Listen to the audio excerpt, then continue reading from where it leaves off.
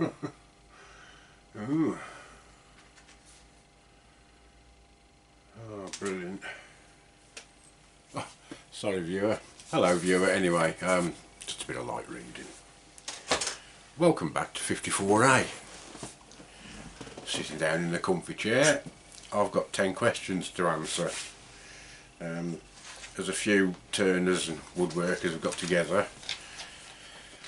and they're producing these little videos called 10 questions. Ian Ward's done his, John Clothier's done his, and he's nominated me, which I've gratefully accepted, although it's going to be a load of rubbish. And here we go. The first one is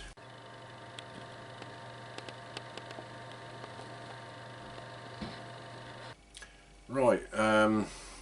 When did I start wood turning? There's really two answers to this.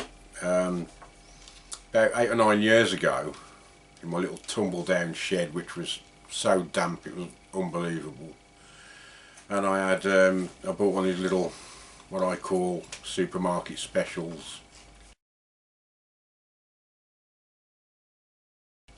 lathe, and the lathe bed's like pressed steel, so any change in temperature it'll warp. And but anyway, I got the lathe and 3 turning tools, about 60 quid, something stupid like that.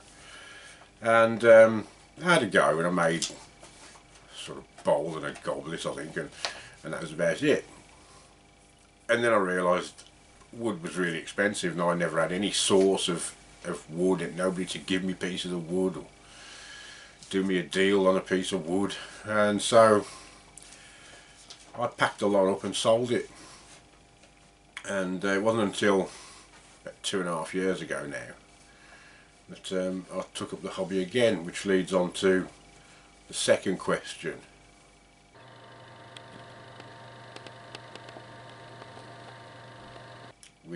Right, I really got started properly, say about 2 years ago, just over.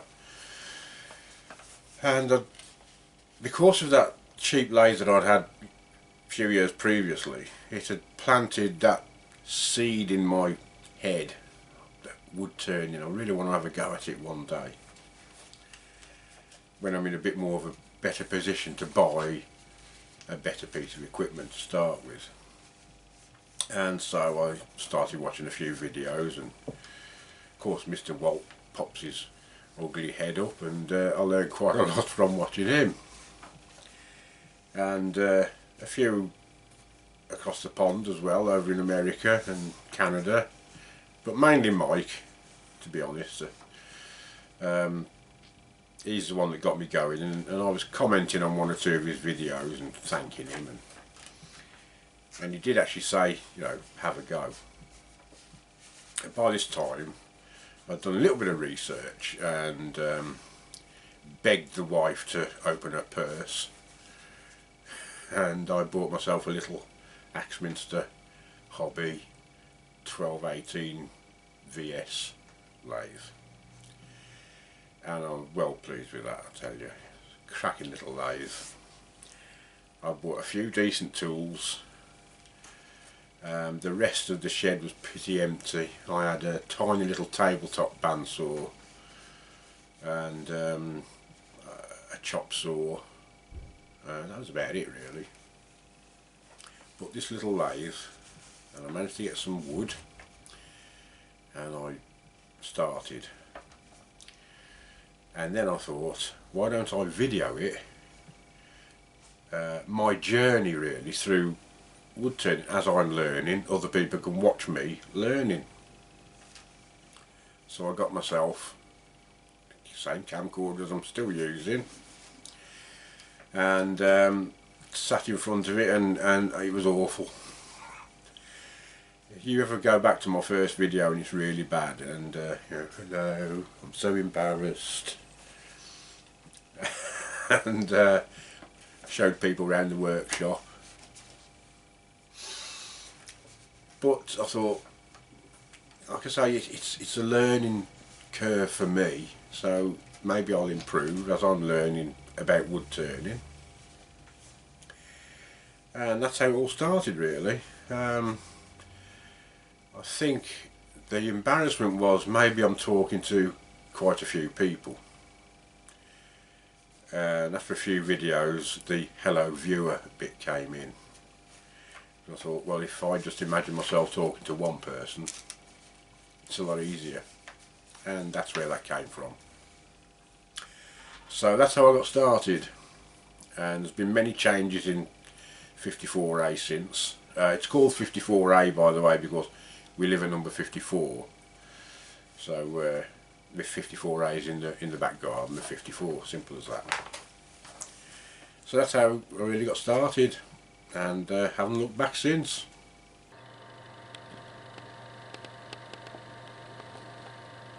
Yeah, which tools do I use the most now then? I haven't got an absolute favourite, but as I was learning over the months, I did use a scraper, a round nose scraper, and I think John said in his video as well, he gets on with a scraper. And no matter what tools I tried, bowl gouges, spindle gouges, I always seem to go back to my scraper. So yeah, I use that a lot, and I still do use it a lot. Although now I have gone onto bowl and spindle gouges more. Now I've got the hang of actually sharpening them to what I want, which is usually what they call the Irish grind, really swept back shoulders, and I get on quite well with that. I use a skew, not too much, but I look at it every time I turn something. I try and use a variety of tools because it's good practice for me. If I just stick to the one tool, I might forget how to use another one. So I'll have a go with carbide cutters. I've got 3 or 4 carbide cutters, which I really like. Some people are against them. As far as I'm concerned, if they cut wood, they're a good tool, and they cut wood. I've got the square one, a couple of round ones, different sizes, and the diamond pointed one. So I use those quite a lot. So I haven't got an absolute favourite. I do tend to buy tools that I think this is going to work magic for me, like a deep hollowing tool, and I can never get on with them. So I do tend to waste a bit of money. Got tools on the rack that I know I'm never going to use because I'm frightened of them. So I go back to the old way and get the scraper out again.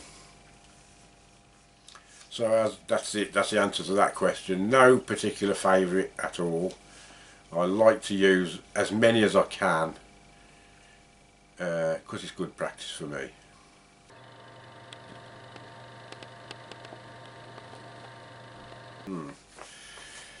A finish. I haven't had much experience with oils. I have bought some recently, so I will try. I think I've got some teak oil and some Danish oil.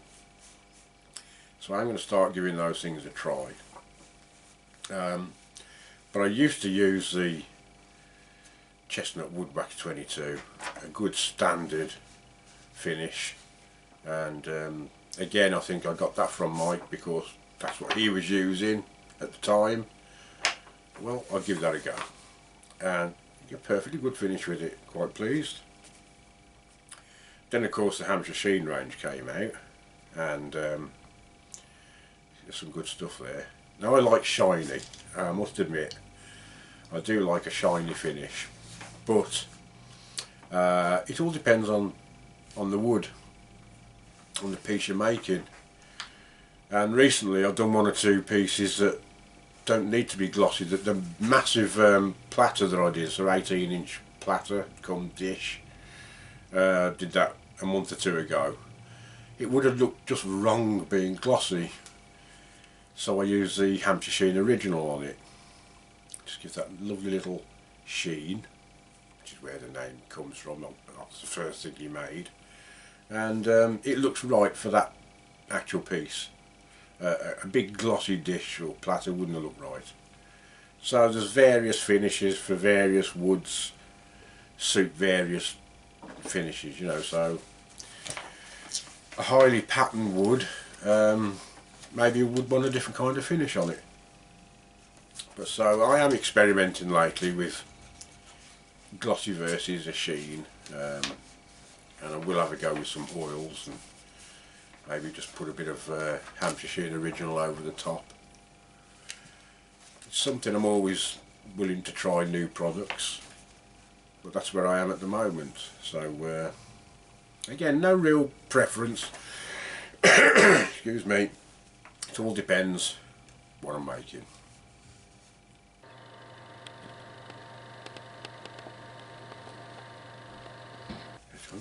That's a good one.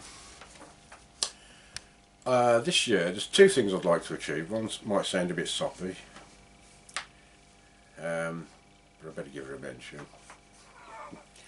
Last year we hit 25 years our silver wedding anniversary.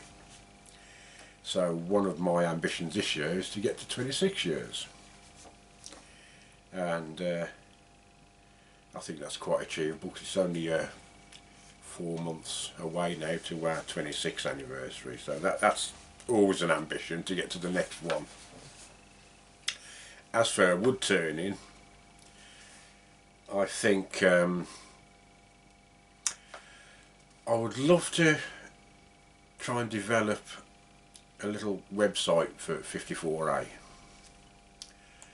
That would be an achievement because I am absolutely useless when it comes to things like that. I haven't got a clue. So if anybody wants to help me out there, get in touch. It would be great just to have my own little website where I can maybe put one or two things for sale. I'm not on about making a fortune. You'll never make a fortune in this game anyway. It's a hobby. But it would be nice to be able to sell a few pieces on a website, and that money can be used to develop 54A, better equipment or newer tools, more wood. You know, there's always something you can buy just to keep the hobby ticking over. So that would be a major achievement if I could get a website up and running.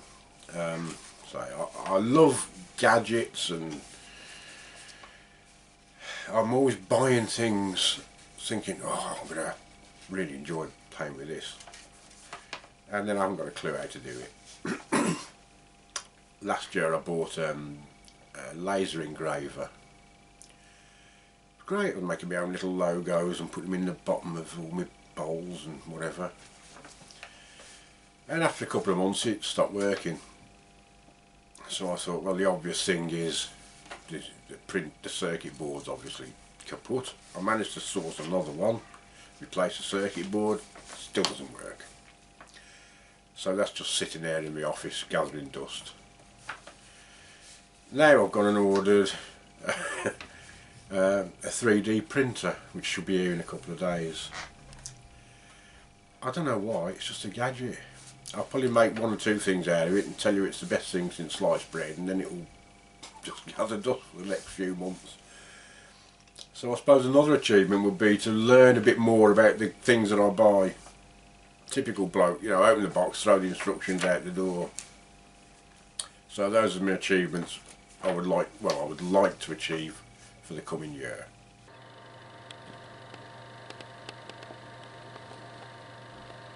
Yeah, I think the bit that I enjoy the most is I never have a set picture in my head of exactly a shape or form I want something to be. I've got a basic idea, like say I want to do a goblet or a bowl. You know, it's going to be goblet shaped or bowl shaped. There's always varieties you can do. Different stem sizes and height, and how do you want the bowl to curve, do you want it to go in at the top, do you want it straight sided, etc. So I might say to myself, I'll make a bowl. So when you do that final cut and you look at it and think, that's the shape I want, that is probably the best part of the turning for me. That final cut when you think, yeah, that's it. Doesn't matter what finish is going to go on it, doesn't matter how long it's going to take to sand it down. that is the light bulb moment. You think, yep, that is the shape I'm looking for. No need to use any more cutting. I'll finish it off at that. So that is the bit that I enjoy the most. I think when you finally know that's what you were looking for in that piece of wood.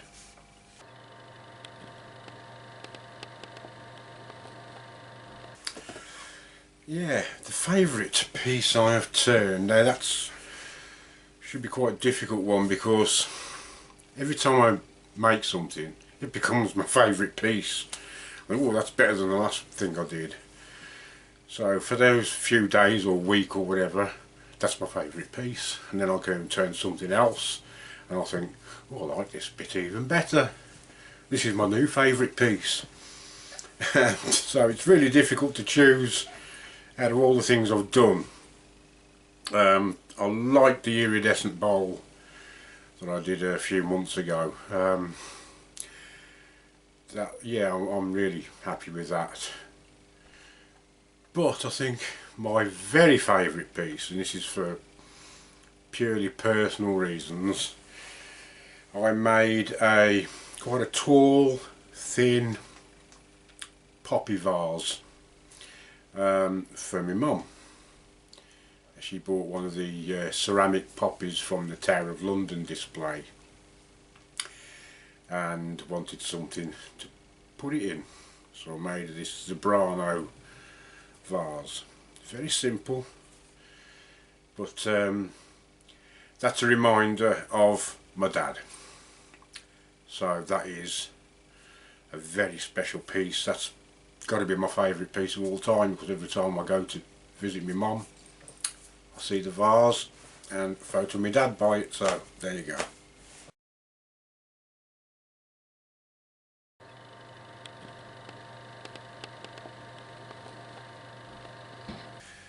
Another good question. I know it's been said before by Ian and John, it all depends on the piece. I like colouring. I've got myself a little... Sorry, I thought somebody was at the door then. I've got myself a little airbrush compressor. Again, it's another... I'm not very good at it. You look at somebody like Martin Saban-Smith and very artistic, and sometimes I'll have a go at what he does and it doesn't come quite right. I haven't got the patience really, but every now and again I'll squirt a bit of colour on something and it works, as long as it's pretty basic. A boring wood sycamore's pretty boring, and so I'll tend to colour that. The iridescent bowl that I was just talking about, that was a boring piece of, it was either sycamore or tulip wood, and there was just hardly anything in the wood at all to say leave me as I am. So stick a bit of colour on it and it just transformed a piece of wood. Other pieces of wood, like ash, can be subtly coloured without losing the effect of that lovely grain you get in the ash. Just a watercoloured stain and you've still got that lovely grain, or you can scorch it. But I wouldn't, if I had a piece of ash, I wouldn't go mad and colour it. I will tint it with the colour. I wouldn't colour the grain out of it, if you know what I mean. Some woods, they just like to be left alone, and one of my favourites has got to be yew. And I've never dreamed of colouring a piece of yew. It's got so much colour in it and patterns in it as it is. I suppose olive's the same. You just don't want to colour it. So it all depends, colour or not to colour. I like both, depending on the wood.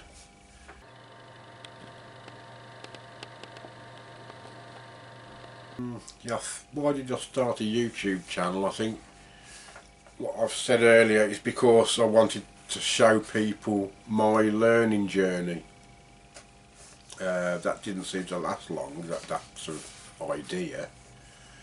The first few videos, this is my first attempt at a box, my first attempt at a goblet, etc.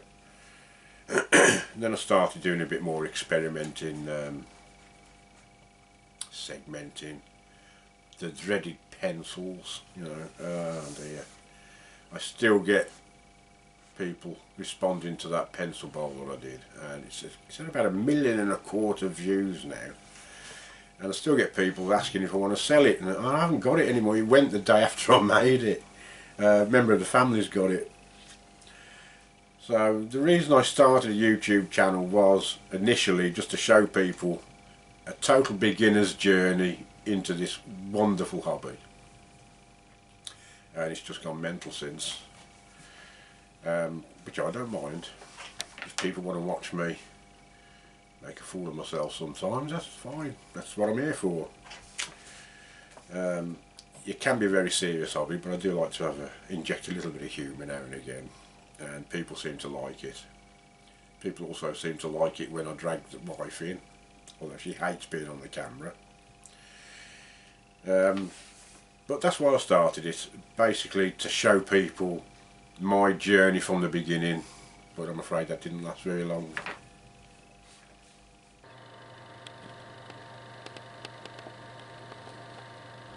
What other hobbies do I enjoy?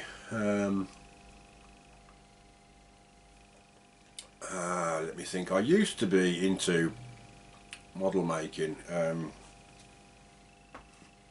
used to make radio control planes and things like that from scratch, and then I got into, the reason I built or had this shed, I can't say I built it because it came, 2 lads put it up and that was it, but I did all the finishing work inside.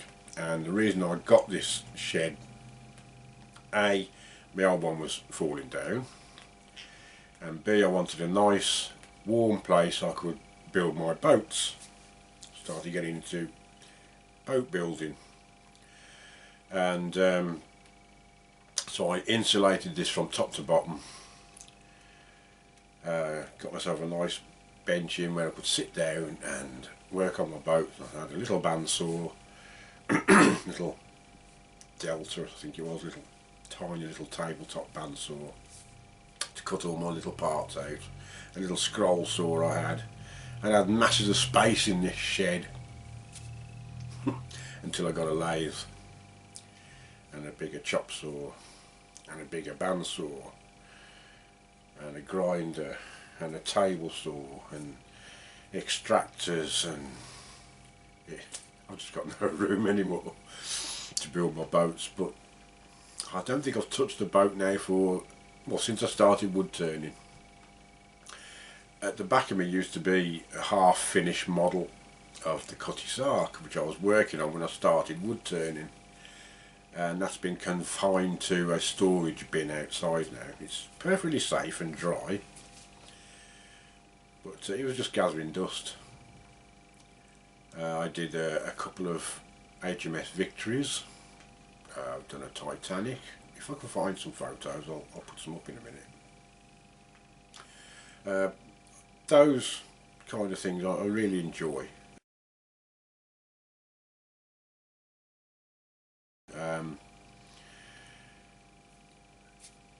I used to be, when I left school, a chef, and so I've still got that. That is a hobby now, cooking. I really enjoy cooking. Don't do a lot of it now, but when I get in the kitchen I love it. Sheila doesn't, because professional chefs never do the washing up, they just leave a mess everywhere. So I use sort of every pan in the kitchen, every utensil going, and expect it to magically be cleaned by the kitchen elves. Which is Sheila. No kitchen porters here. So that's another of my hobbies. I used to, besides the model making, before that I restored a couple of cars. I did a Volkswagen Beetle, a Triumph Spitfire, a Volkswagen Camper. I redid all the inside of that and new cupboard doors and everything. That was really nice. So, but those days are gone now. I don't want to be lying underneath a car welding away, and although I've still got a welder, come in handy for something. So yeah, those are my hobbies. Mainly wood turning now, so, but if I can get in the kitchen, great. That's my 10 questions answered. I'm sorry I waffled on a bit, but it averages out at like 2.5 minutes a question, so it's not too bad. You can always fast forward the rubbish bits, which is most of it. Anyway, my nomination for the next one is a very good friend of mine. I had the privilege of meeting him and his wife last year.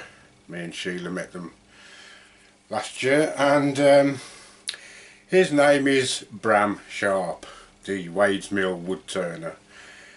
Smashing bloke, and I'm sure he's got some really interesting answers to the questions. And so I hope you'll all tune in and watch his video on 10 questions as soon as he's done it. So thanks very much for watching. It's been great fun doing this. Really enjoyed it. So thanks to the people that thought of it in the first place. See you soon now. Bye everybody.